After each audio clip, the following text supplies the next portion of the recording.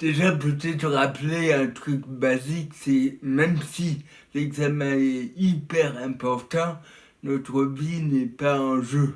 Je dis ça parce que le philosophe Pascal, il dit que même le plus grand des philosophes placé sur une planche sur le vide, il panique, il a le vertige alors que il n'y a aucun danger. Tout le défi, et là c'est pas carburé à la volonté, mais c'est presque c'est le cas de dire faire un saut dans le vide.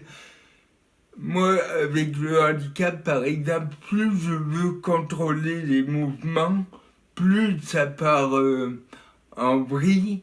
Et ce qui m'aide quand je dois me concentrer, par exemple, chez le dentiste ou à une opération, c'est m'imaginer être le Dalai Lama.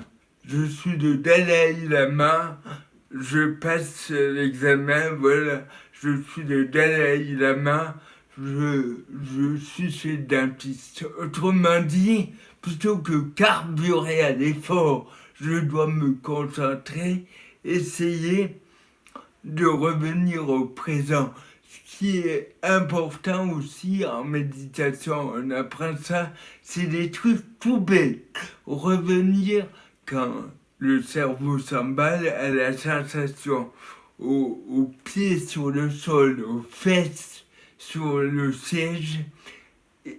Et c'est pas une recette, c'est vraiment revenir au réel, parce que lors d'un examen, c'est pas le réel qui fait peur, c'est les projections.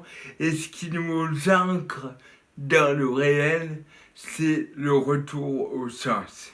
Voilà pour la théorie, et je vous souhaite à toutes et à tous d'excellents examens dans la détente. On peut penser au Dalai Lama, mais on peut penser à quelqu'un qui vous inspire. Voilà, comment il ferait à ma place.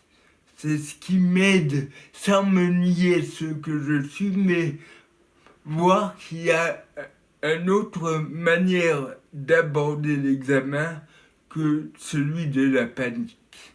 Et en gros, on fait ce qu'on peut, il ne faut pas non plus se mettre une exigence implacable.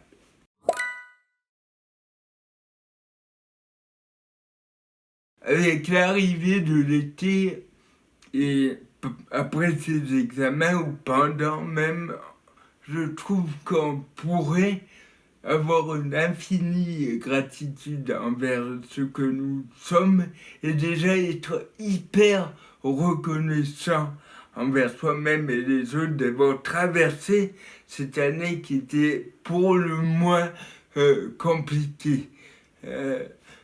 Plus je réfléchis dans ma vie de philosophe, plus je crois que le bonheur, ou disons la joie inconditionnelle, c'est trois piliers fondamentaux. D'abord, une pratique spirituelle pour grandir, pour descendre dans son intériorité quand la vie est parfois tragique, quand il y a les épreuves. Pratiquer un chemin spirituel, que ce soit la méditation, la prière, suivre une pensée, essayer d'incarner un philosophe au quotidien. Le deuxième truc qui m'est hyper cher, c'est les amis dans le bien. C'est-à-dire, bisous à Frédéric qui me regarde. Je crois vraiment qu'on ne peut pas s'en sortir tout seul. C'est pas qu'on est dépendant de l'autre, mais c'est qu'on progresse, qu'on grandit intérieurement, qu'on s'ouvre, qu'on se libère à côté des autres parmi eux. Et le troisième pilier, donc après la pratique spirituelle, l'amitié dans le bien, c'est inscrire sa vie dans la générosité. J'ai souvent cité Nietzsche qui dit que chaque matin on pourrait se lever en se demandant à qui ce jour-là on peut faire plaisir. C'est très concret et je pense que ça peut dégager l'horizon d'une existence.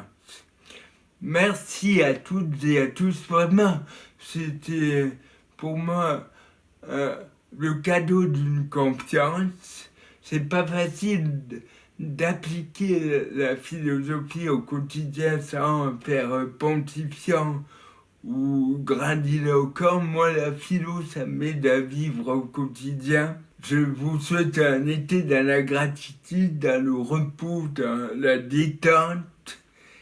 Et vraiment, cette année un peu compliquée, ça peut nous interroger et on peut se demander qu'est-ce que je dois instituer de bon dans mon quotidien et qu'est-ce que je dois écarter.